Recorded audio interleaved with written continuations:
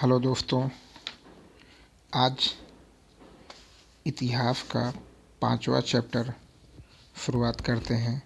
महाजनपदों का उदय।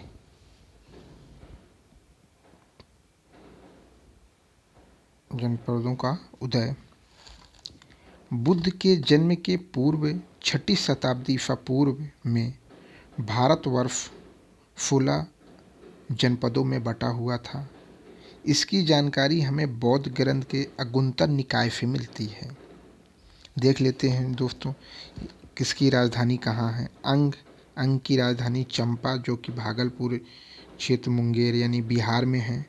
मगध, इसको गिरिब्रज भी कहते हैं, राजगिरीब कहते हैं, जो कि पटना यानी कि गया बिहार में है।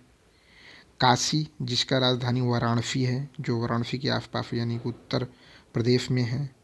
वत्स, जो कि कौशाम्बी इलाहाबाद के पास यानी उत्तर प्रदेश में है। वज्जी, जिसे वैशाली यानी विदेह या मिथिला भी कहते हैं, जो मुजफ्फरपुर एवं दरभंगा के आसपास के क्षेत्र जो कि बिहार में है। कौशल, जिसकी राजधानी श्रावस्ती है, जो कि फैज़ाबाद यानी उत्तर प्रदेश में है। अवंती की राजधानी उज्जैन या महिष्मती, जो कि मालवा यानी एमपी में है। मल्ल माने कुशावती, जो कि देवरिया यानी उत्तर प्रदेश में है। पंचाल, जो कि अहिच्छत्र यानी काम्पिल्य, जो कि बरेली, बदायूं, फर्रुखाबाद यानी कि उत्तर प्रदेश में आता है। चेदी माने शक्तिमती, जो कि बुंदेलखंड यानी यूपी में उत्तर प्रदेश में आता है। कुरु, इंद्रप्रस्थ, जो कि आधुनिक में दिल्ली, मेरठ एवं हरियाणा के क्षेत्रों में आता है।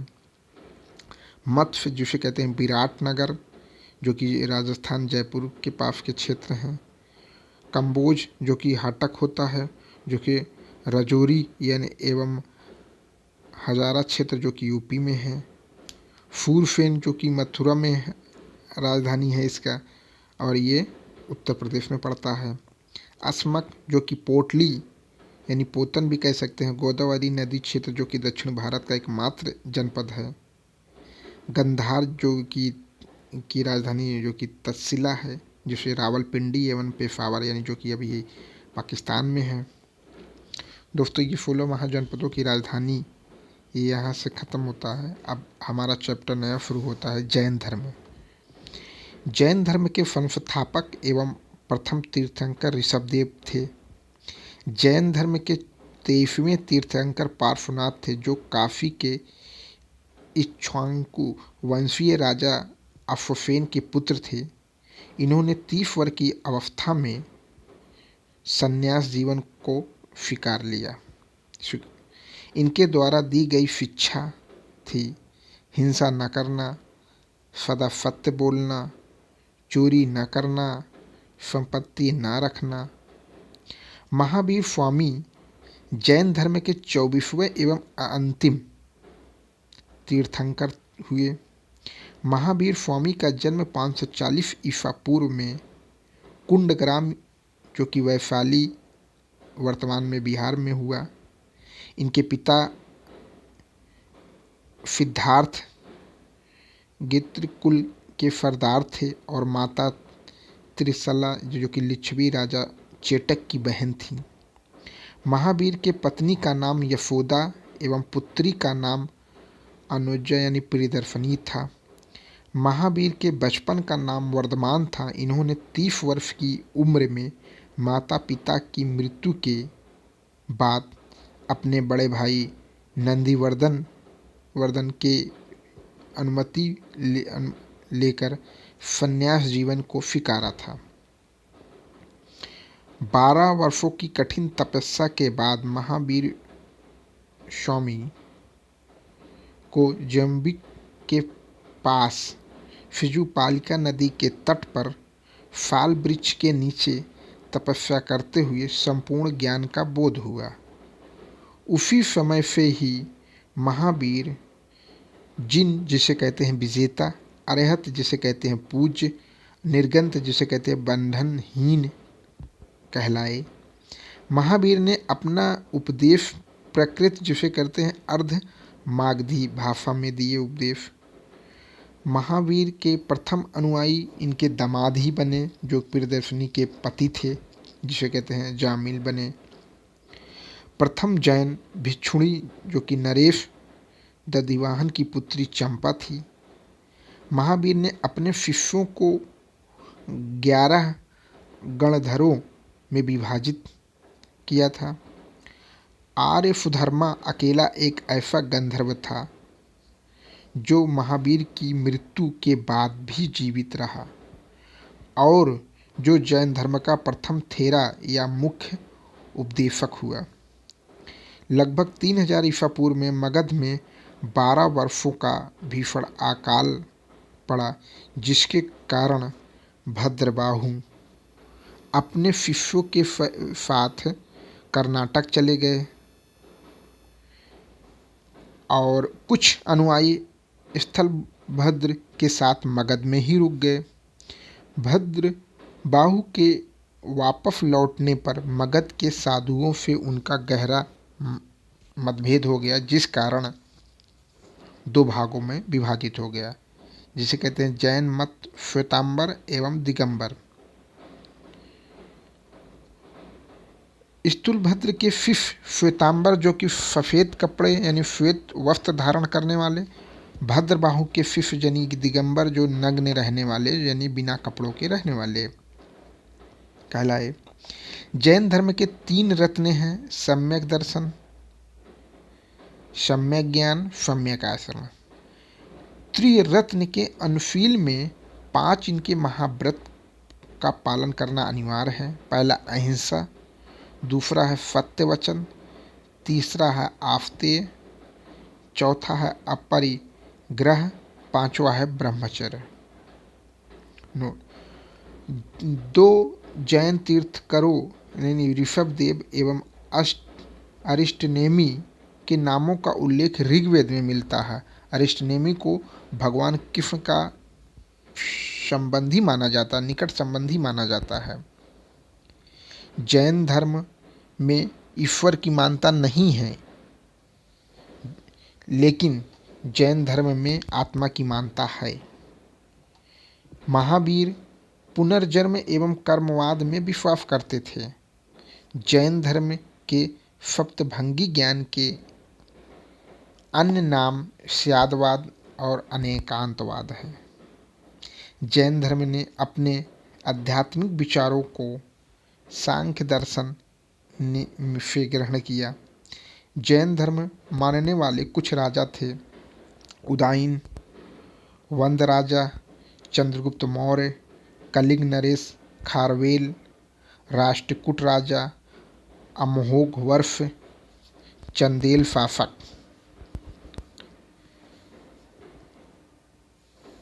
मैसूर के गंग वंश के मंत्री चामुंड के प्रोत्साहन से कर्नाटक के श्रवणबेलगोला में 10वीं शताब्दी के मध्य भाग में विशाल बाहुबली की मूर्ति, जिसे कहते हैं गोमेतेश्वर की मूर्ति का निर्माण किया गया। खजुराहो में जैन मंदिरों का निर्माण चंदेल शासकों द्वारा किया गया। मौर्योत्तर युग में मथुरा जैन धर्म का प्रसिद्ध केंद्र था। मथुरा कला का संबंध जैन धर्म से था। जैन तीर्थंकरों की जीवनी भद्रबाहु द्वारा रचित कल्पसूत्र में मिलता है। 72 वर्ष की आयु में महावीर की मृत्यु यानी परिनिर्वाण 468 ईसा पूर्व में बिहार राज्य के पावापुरी जो कि राजगिरी में हो गई। मल्ल राजा सृष्टिपाल के राजा प्रसाद में महावीर स्वामी को निर्माण प्राप्त हुआ था। कुछ कोटेशन से देख लेते हैं। जैन संगीतियाँ। प्रथम जैन संगीति 300 ईसा पूर्व जो कि पाटलिपुत्र, इसके अध्यक्ष स्थूलभद्र थे। दूसरी संगीति हुई थी 6वीं शताब्दी में, जो कि स्थान यानी वल्लभी यानी गुजरात में था। क्षमा सवर्ण थे। कुछ देख लेते हैं प्रमुख जैन धर्म तीर्थंकर और उनके प्रतीक चिन्ह। ऋषभदेव जो कि प्रथम थे, इनका प्रतीक चिन्ह सांड था। अजीतनाथ जो कि दूसरे नंबर के थे, इनका प्रतीक चिन्ह हाथी था। संभव जो कि ये तीसरे थे, इनका प्रतीक चिन्ह घोड़ा था। समपार्श्व जो कि सप्तम थे, जो स्वास्तिक था। शांति जो कि 16वां था, जो कि हिरण इनका प्रतीक चिन्ह था। नामी 21वें, जो कि ये नीलकमल इनका प्रतीक चिन्ह था। अरिस्टनेमी जो कि 22वें थे, इनका प्रतीक चिन्ह शंख था। पार्श्व में ये 23वें थे, जो कि इनका प्रतीक जो चिन्ह था वो सर्प था। महावीर जो कि ये 24वें हुए, इनका जो प्रतीक चिन्ह था वो था सिंह था। अब हमारा जैन धर्म खत्म होता, अब हमारा आता है बौद्ध धर्म। बौद्ध धर्म के संस्थापक गौतम बुद्ध थे। इन्हें एशिया का ज्योति पुंज यानी लाइट ऑफ एशिया कहा जाता है। गौतम बुद्ध का जन्म 563 ईसा पूर्व में कपिलवस्तु के लुम्नी नामक स्थान पर हुआ था। इनके पिता का नाम शुद्धोधन जो कि शाक्य गण के मुखिया थे। इनकी माता माया देवी की मृत्यु इनके जन्म के 7वें दिन ही हो गई थी, इसलिए इनका लालन पालन इनकी सौतेली माँ यानी प्रजापति गौतमी ने किया था। गौतम बुद्ध का विवाह 16 वर्ष की आयु में यशोधरा के साथ हुआ। इनके पुत्र का नाम राहुल था। सिद्धार्थ जब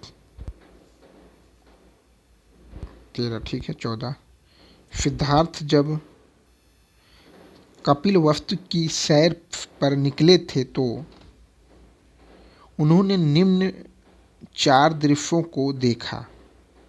पहला दृश्य जो कि बूढ़ा व्यक्ति था, दूसरा व्यक्ति जो कि बीमार था, तीसरा व्यक्ति का शव था, चौथा सन्यासी था। तो सांसारिक समस्याओं से परेशान होकर सिद्धार्थ ने 29 वर्ष की अवस्था में गृह यानी घर को त्याग दिया, जिसे बौद्ध धर्म में महाभिनिष्क्रमण कहा गया है। घर के त्यागनों को महाभिनिष्क्रमण कहा गया है। गृह त्याग करने के बाद सिद्धार्थ यानी बुद्ध ने वैशाली के पास अलार कलाम से सांख्य दर्शन की शिक्षा ग्रहण की। अलार कलाम सिद्धार्थ के प्रथम गुरु थे। अलार कलाम के बाद सिद्धार्थ ने राजगीर के रुद्रक रामपुत्र से शिक्षा ग्रहण की। उरुवेला में सिद्धार्थ को कौड़िय, वंपा, भादिया, महानामा एवं अस्सागी नामक 5 साधक मिले। बिना अन्न जल ग्रहण किए इन्होंने 6 वर्षों तक कठिन तपस्या किया। उसके बाद 35 वर्ष की आयु में वैशाख पूर्णिमा की रात निरंजना यानी फल्गु नदी के किनारे पीपल के वृक्ष के नीचे सिद्धार्थ को ज्ञान प्राप्त हुआ। ज्ञान प्राप्ति के बाद सिद्धार्थ बुद्ध के नाम से जाने लगे और वह स्थान जहाँ पे इनको ज्ञान प्राप्त हुआ वह स्थान बोध गया कहलाया। बुद्ध ने अपना पहला उपदेश सारनाथ, जिसे आज के समय में उस समय ऋषिपत्तनम दिया गया था नाम, जिसे बौद्ध ग्रंथ में धर्मचक्र प्रवर्तन कहा गया। जहाँ उन्होंने पहला उपदेश दिया उस जगह को बौद्ध ग्रंथ में धर्मचक्र प्रवर्तन कहा गया। बुद्ध ने अपना उपदेश को जनसाधारण की भाषा यानी कि पाली में दिए। बुद्ध ने अपने उपदेश कौशल, वैशाली, कौशाम्बी एवं अन्य राज्यों में भी दिए। बुद्ध ने अपने सर्वाधिक उपदेश को कौशल देश की राजधानी श्रावस्ती में भी दिए।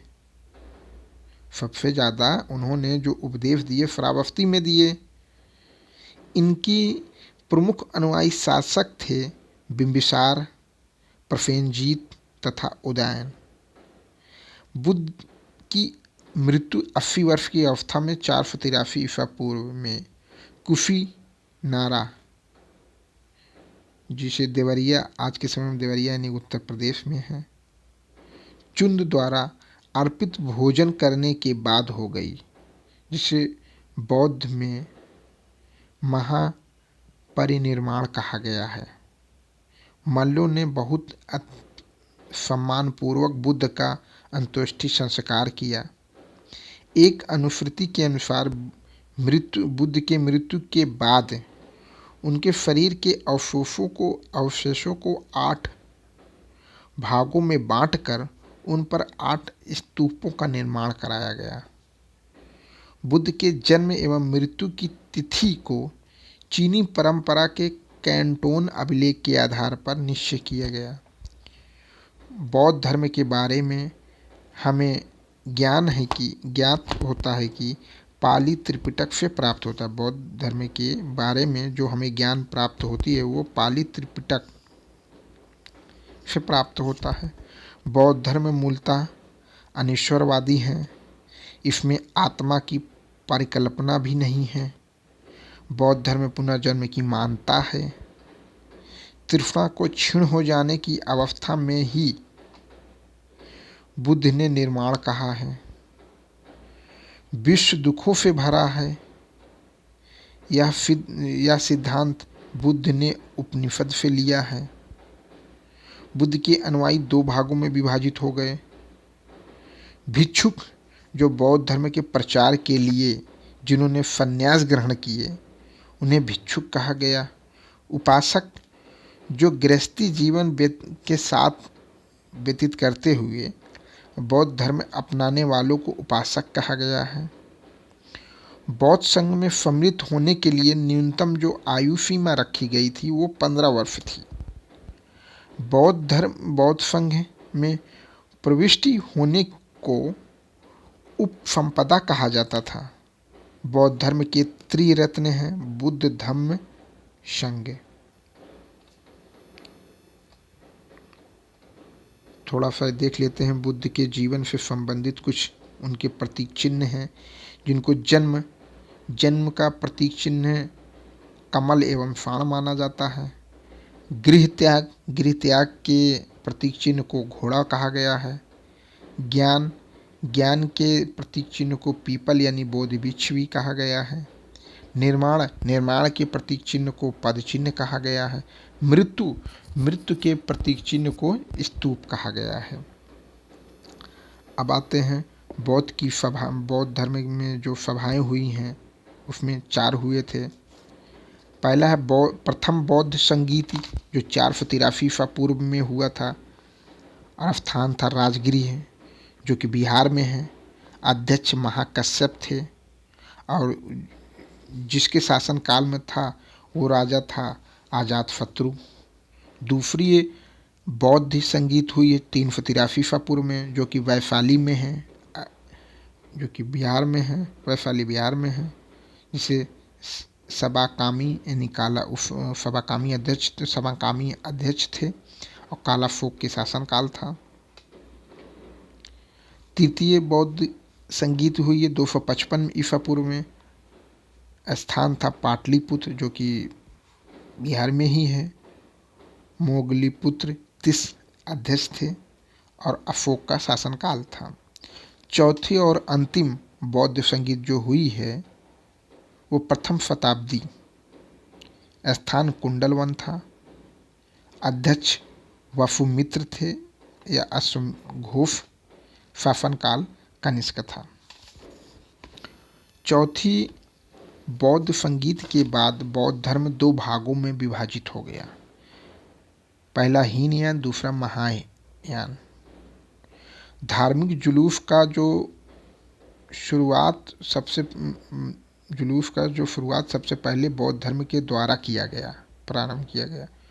बौद्धों का सबसे पवित्र त्यौहार वैशाख पूर्णिमा है, जिसे बुद्ध पूर्णिमा के नाम से भी जाना जाता है। इसका महत्व इसलिए है कि बुद्ध पूर्णिमा के ही दिन बुद्ध का जन्म, ज्ञान की प्राप्ति, महापरिनिर्वाण की प्राप्ति हुई थी। मतलब जन्म भी हुआ, ज्ञान भी प्राप्त हुआ, मृत्यु भी हुआ। इसीलिए वैशाख पूर्णिमा यानी कि का त्यौहार मनाया जाता है इनके लिए। बुद्ध ने सांसारिक दुखों के संबंध में चार बातें का उपदेश दी, चार बातों का उपदेश दिया है। पहला है दुख, दुख समुदाय, दुख निरोध, दुख निरोध गामिनी प्रतिपथा। इन सांसारिक दुखों से मुक्ति हेतु बुद्ध ने अष्टांगिक मार्ग की बातें कही हैं। ये साधन है इनके। सम्यक दृष्टि, सम्यक संकल्प, सम्यक वाणी, सम्यक कर्मांत, सम्यक आजीव, सम्यक व्यायाम, सम्यक स्मृति एवं सम्यक समाधि। बुद्ध के अनुसार अष्टांगिक मार्गों के पालन करने के उपरांत मनुष्य की भाव तृष्णा नष्ट हो जाती है और उसे निर्वाण प्राप्त हो जाता है। निर्वाण बौद्ध धर्म का परम लक्ष्य है, जिसका अर्थ होता है दीपक का बुझ जाना, अर्थात जीवन मरण चक्र से मुक्त हो जाना। बुद्ध ने निर्वाण प्राप्ति को फलल बनाने के लिए 10 शीलों पर बल दिया है। पहला अहिंसा, दूसरा सत्य, तीसरा अस्तेय यानी चोरी न करना, चौथा अपरिग्रह, किसी प्रकार की संपत्ति ना रखना, पांचवा है मद सेवन ना करना, छठा है असमय भोजन ना करना, सातवां है सुख प्रद बिस्तर पर नहीं सोना, आठवां है धन संचय ना करना, नौवां है स्त्री से दूर रहना, 10वां है नित्य गान आदि से दूर रहना। गृहस्थों के लिए केवल 5 शील तथा भिक्षुओं के लिए 10 शील मानना अनिवार्य है। बुद्ध ने मध्यम मार्ग का उपदेश दिया है। अनीश्वरवाद के संबंध में बौद्ध धर्म एवं जैन धर्म में समानता है। जातक कथाएं प्रदर्शित करती हैं कि बोधित्व का अवतार मनुष्य के रूप में भी हो सकता है तथा पशुओं के रूप में भी। बोधित्व के रूप में पुनर्जन्म की दीर्घ श्रृंखला के अंतर्गत बुद्ध ने शाक्य मुनि के रूप में अपना अंतिम जन्म प्राप्त किया, किंतु इसके उपरांत मैत्रेय तथा अन्य अनाम बुद्ध अभी भी अवतरित होने शेष हैं। सर्वाधिक बुद्ध की मूर्तियों का निर्माण गंधार शैली के अंतर्गत किया गया, लेकिन बुद्ध की जो पहली मूर्ति थी वो मथुरा कला के अंतर्गत बनी थी। ठीक है दोस्तों, आज हमारा 3 चैप्टर समाप्त होता है। पहला है महाजनपद, दूसरा है जैन धर्म, तीसरा है बौद्ध धर्म। नेक्स्ट वीडियो में हम कोशिश करेंगे और कवर करने के लिए। जय हिंद, जय भारत।